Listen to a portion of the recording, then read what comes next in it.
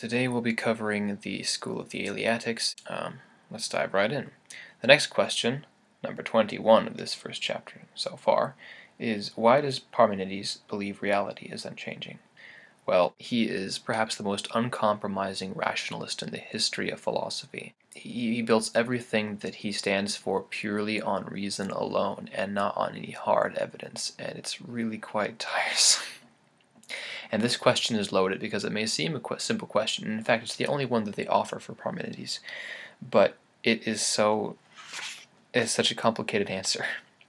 He believes that reality is unchanging because he believes it is all one great big block. That reality is unchanging because it is one thing, and nothing really ever moves, nothing ever really ever changes.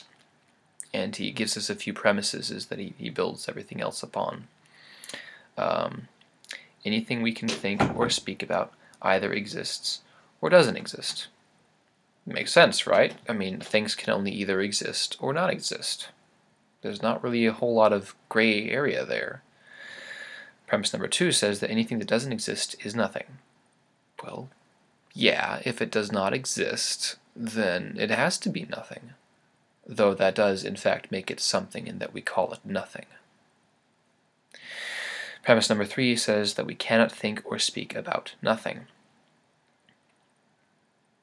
You could argue that the whole of the genre of science fiction is in fact nothing because while it may not exist in reality, at least not yet, we still can imagine it. So I'm not entirely sure how I feel about that. But it is rather logical to assume, yes, well, if nothing is a something that is nothing, then it's very difficult to speak or think about it. Though technically it is possible to say nothing. Observe. Saying nothing. And staring blankly. Thinking about nothing. Premise number 4 says, so we cannot speak or think about what doesn't exist. So because we cannot think or speak about nothing, we cannot speak or think about that which does not exist. But again, whatever, moving on. Therefore, anything we can think or speak about exists. So he's being rather extremist here.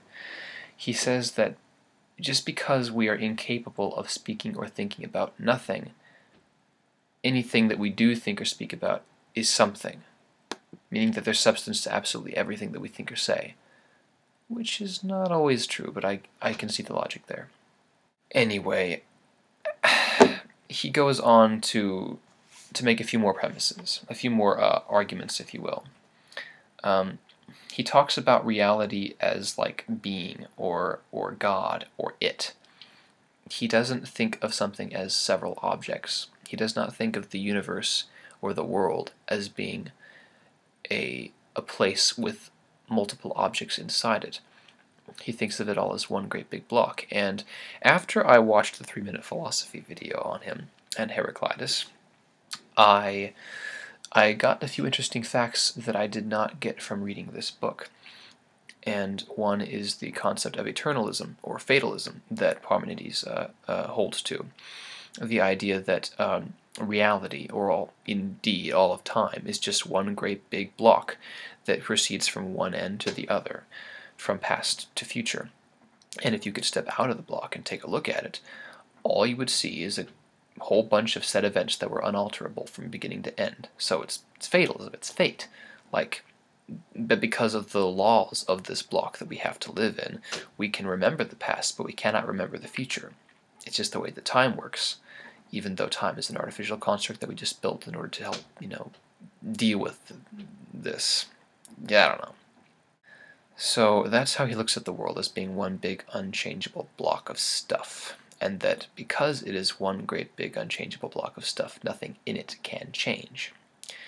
He goes on to say that being is uncreated, that is to say, reality is uncreated. Reality could not just come from nothing, and it could not come from something else because, well, again, there are only things that exist and things that don't exist. If nothing existed before something, that makes no sense because nothing can come from nothing. And at the same time, something cannot come from something when one something is everything. Does that make sense? Reality, or God, could not come from something else. A good example I can use is like Norse mythology.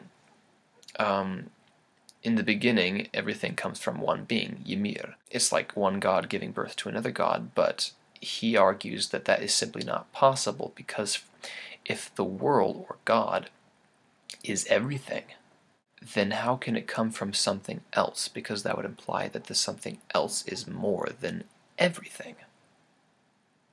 Anyway. The second argument is being is unchangeable and imperishable. If it could change, well, what would it change into? It's kind of like talking about the concept of like a number. Like, well, we can't ask ourselves, well, what will the number 2 be like in the future?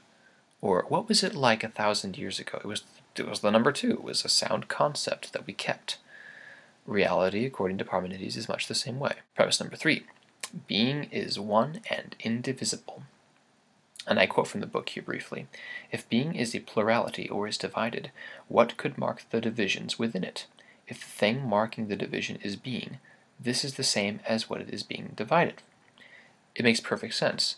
Like, there is no... If everything is reality, then what can be set apart from reality? How can it be divided from itself? That's like trying to divide water by making little lines in the water. It doesn't matter, because you can't create space between the water to try and divide it, not without some kind of special container or whatever, but that's an entirely separate issue. The point being that because reality is everything, you can't divide it, because no matter what you attempt to divide, it is connected to reality, therefore it is undivided. Makes kind of sense, right? Okay, next one is that being is motionless. Motion would require empty space, but since empty space would necessarily contain nothing, which cannot be something that exists, there can be no motion.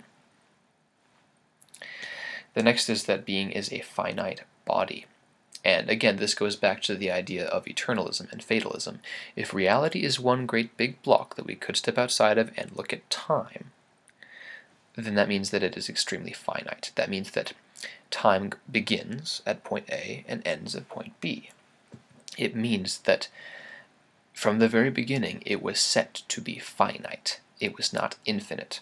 Greeks at the time of Parmenides had a very difficult time understanding the concept of infinity. They had a concept for it, Ouroboros, but they didn't like it because to them, in their culture, that kind of thinking, infinity would be imperfect or, somehow flawed, and they didn't like that idea. So it was rather difficult for Parmenides. And he could not accept that there was anything that was infinite. He believed that reality has a clock that is ticking, and that someday it will end, because it's finite. So that was Parmenides, and a lot of people have a very difficult time with him. Like I mentioned before, he's an extremely uncompromising rationalist. He doesn't take information with his senses. He's not an empiricist, he's a rationalist. He likes to form everything he says based on reason alone. And that is a rather extremist outlook, all things considered. And most people, they kind of dismiss him. I mean, Plato, or was it Aristotle? Or Socrates?